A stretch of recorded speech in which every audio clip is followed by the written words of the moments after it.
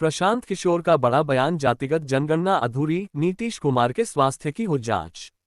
Bhagalpur Jan Swaraj party के संस्थापक प्रशांत किशोर ने एक बार फिर राज्य की राजनीति में हलचल मचा दी है। अपनी उद्घोष यात्रा के तहत भागलपुर पहुंचे प्रशांत किशोर ने सर्किट हाउस में प्रेस को संबोधित करते हुए बिहार सरकार की जातिगत जनगणना प्रक्रिया पर गंभीर सवाल उठाए। प्रशांत किशोर ने कहा कि जनस्वराज पार्टी जातिगत जनगणना का समर्थन करती है और इस बात को उन्होंने 3 साल पहले भी दोहराया था, लेकिन उन्होंने बिहार सरकार पर आरोप लगाते हुए कहा कि यह जनगणना अधूरी और अपारदर्शी है, जिससे समाज की असली तस्वीर सामने नहीं आ पाएगी। हमने पहले भी कहा था कि जातिगत जनगणना जरूरी है, इससे समाज को नुकसान नहीं बल्कि फायदा होगा, लेकिन जिस तरीके से सरकार ने ये जनगणना कराई है वह सही नहीं है। इसके साथ ही प्रशांत किशोर ने मुख्यमंत्री नीतीश कुमार के स्वास्थ्य पर भी सवाल उठाए। उन्होंने कहा कि जिस तरह किसी सेवा में जाने से पहले मेडिकल जांच होती है, उसी तरह राज्य के मुखिया का भी स्वास्थ्य परीक्षण होना चाहिए। 13 करोड़ जनता की जिम्मेदारी एक ऐसे व्यक्ति के हाथ में है जिनका स्वास्थ्य खुद ठीक नहीं है, उनका भी मेडिकल टेस्ट होना चाहिए। प्रशांत किशोर के इन बयानों से बिहार की राजनीति में जातिगत जनगणना और नेतृत्व क्षमता को लेकर नई बहस छिड़ सकती है।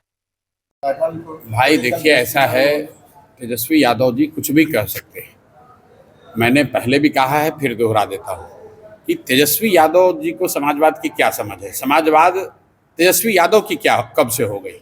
समाजवाद इस देश में लोहिया जी का रहा है, समाजवाद मधुलिमय का है, समाजवाद यहाँ जेपी का है, समाजवाद यहाँ जॉर्ज फर्नांडिस का है। तेजस्वी यादव कब से समाजवाद के नेता हो गए।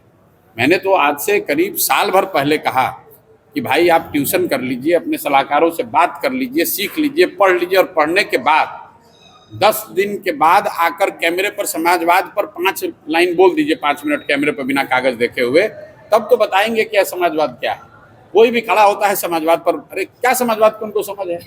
जिसको समाजवाद का परिभाषा नहीं मालूम है वो कह रहा है कि समाजवाद मेरा है। क्षेत्र के लोगों को लगता है कि हम लोग उपेक्षित हैं। चंपारण जाइए तो लोग ये बताएंगे कि भैया पूरा बिहार पिछड़ा है, लेकिन उसमें सबसे पिछड़ा चंपारण है। सीमांचल जाइएगा तो लोग सीमांचल की बात करेंगे, मिथिलांचल जाइएगा तो मिथिलांचल की बात करेंगे। संभव है, हर क्षेत्र की अपनी समस्या है, लेकिन जो मूलभूत समस्या है, जब तक शिक्षा और रोजगार नहीं होगा तो ना भागलपुर विकसित हो सकता है, ना चंपारण विकसित हो सकता है, ना मधुबनी होगा, ना पूर्णिया होगा। रह गई बात कि यहाँ पर जो पहले से सिल्क उद्योग रहा है, यहाँ पर जो एयरपोर्ट की डिमांड है, इन बातों की चर्चा तो हम लोग पंचायत वाइज कर रहे हैं। जनसुराज ही एकमात्र ऐसा दल है जिसने बिहार के जिले वाइज नहीं, क्षेत्र वाइज नहीं, 8,500 पंचायतों की स्थिति को समझकर वहां के विकास के लिए कि किस पंचायत में किस चीज की जरूरत है, इसको बताया है। लेकिन पंचायतों की स्थिति तो तब सुधरेगी जब बिहार की स्थिति सुधरेगी। अगर जहाज डूब रहा है तो उसमें एक केबिन को नहीं बचाया जा सकता है। अगर पूरा बिहार में व्यवस्था में भ्रष्टाचार है तो भागलपुर में आप ईमानदार सरकार नहीं ला सकते हैं। अगर पूरे बिहार की शिक्षा व्यवस्था ध्वस्त है तो भागलपुर में बढ़िया पढ़ाई नहीं हो सकता है। अगर पूरे बिहार से लोग पलायन कर रहे हैं तो भागलपुर के बच्चे यहाँ रोजगार नहीं पा सकते हैं। तो इस बात को ध्यान में रखना है। बाकी जो डिटेल यहाँ के पंचायत वाइज प्रोग्राम है वो जनसुराज के पास उपलब्ध है। 2.5 साल किसी दूसरे दल के विपरीत हम लोग कोई 5 दिन में आकर यहाँ दल बनाकर नहीं काम कर रहे हैं। 2.5 साल में 5,000 से ज्यादा गांव में गया हूँ।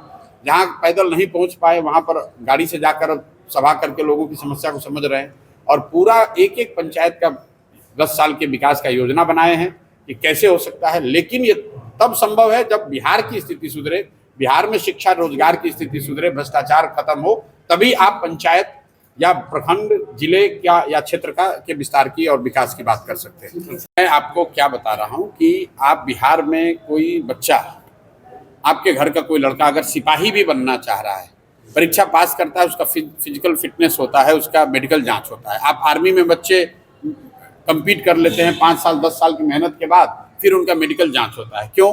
क्योंकि ये तय किया जाता है कि शारीरिक मानसिक तौर पर आप उस जिम्मेवारी को लेने के लिए फिट हैं।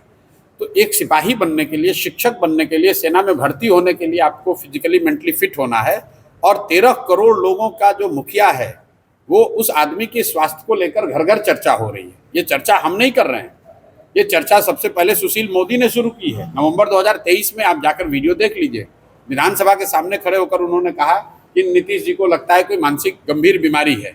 आज के जो अभी डिप्टी सीएम है, विजय सिन्हा हो या सम्राट चौधरी हो, इन्होंने कहा कि नीतीश जी का मानसिक हालत ठीक नहीं है। तेजस्वी यादव ने कहा, चिराग पासवान ने कहा, और रोज जो आप और हम मीडिया के माध्यम से जो चित्र आ रहा है, जो वीडियो आ रहा है, जो हम लोग देख रहे हैं ये कैसे संभव है कि 20 बरस का से जो आदमी मुख्यमंत्री है उसको ये पता नहीं चल रहा है कि राष्ट्रगान बज रहा है?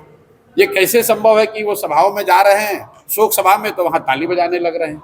तो कहीं ना कहीं नीतीश जी की जो मानसिक स्थिति है वो सही नहीं मालूम होती है।